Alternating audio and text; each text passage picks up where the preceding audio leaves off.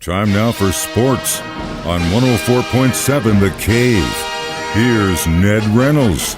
Mike, the intern, Ned Reynolds in the studio on a Tuesday morning. So, Cardinals getting beat up over the weekend. They head down to Texas to face arguably one of the best teams in baseball right now. And they do last night. Cardinals are in another one of those really frustrating slumps, and unfortunately there are too many of them that are occurring this season.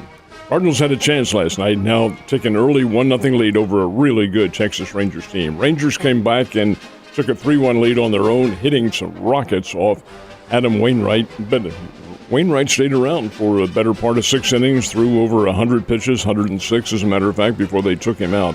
And the Cardinals had a chance. 8th inning, Cardinals tie the game, 3-3. Have a chance to take the lead, and they blow it. And I'll get into that in a second. And then in the last of the 9th inning, Texas comes up, gets a base hit from Nathaniel Lowe, and in comes Marcus Semien with a 4-3 win. And Cardinals' woes continue. That's 4 straight losses now, and they are 11 games under the 500 mark. Who'd have thought we'd be talking about the St. Louis Cardinals in this context? That just simply does not make any sense at all. And here you have a star player like Nolan Arenado who commits a couple of fielding gaps, and he admits it. He said, hey, I wasn't my best. One was a foul ball pop-up in which he and Paul DeJong got their signals mixed up, and neither one of them caught the ball. It was a foul ball. The other one was a looper, and it occurred in the 9th inning, I believe, over the third baseman's head. Arenado gave it his all, got his glove on the ball, and couldn't hold on to it. And that set the stage for what turns out to be another loss. Texas is playing really well. They are 39-20 on the year. That's 59 games. And that is, now keep in mind, the Texas Rangers are the former Washington Senators. That combined is the best record in their history over 59 games, 39-20. They're really good. They have a lot of talent. They're not unbeatable. And I thought the Cardinals had a pretty good chance last night, and I do in these remaining games coming up. It's pro baseball, for heaven's sake, but this team is not playing very well. They are in more than a slump. They're in a funk, and it's resulting in some bad play. Yeah, and it's not helping the fan base at all. And as we always talk about when we talk about the power rankings, it is a beauty contest because it's all decided when it comes down at the end of the season and your record and who's left standing. But Redbirds are falling fast on those power rankings. They have dropped. They've dropped, in this case, one place, but with 30 teams, you can't really drop a whole lot farther. They're 24th of the 30 teams, and that's giving them a nod because they haven't played well enough to be in that position.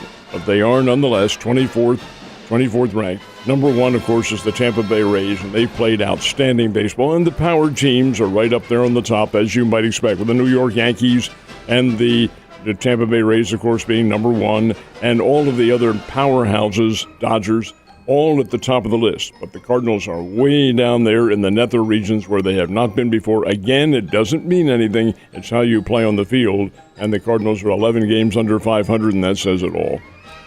Definitely does. All right, well, Royals on the other side of the state aren't doing too much better, are they? Well, they go to Miami, and this is really interesting, too. They're playing in Miami against the Marlins. The Marlins don't draw very well to begin with. They're a good team, but they don't draw very well. And now tomorrow night's game and Thursday's game, if the Royals and Marlins play on Thursday, are opposite 2 championship games. One is the Denver Nuggets and the Miami Heat. They play tomorrow night, and the Royals and Marlins are playing. And Thursday, it's the Florida Panthers and the Las Vegas Golden Knights in the hockey playing in Miami. Oh my, that's a heck of a draw. Last night, it is a Marlins win 9-6. The Royals did hit the ball, but they couldn't stop a pretty good Miami team. They're dangerous.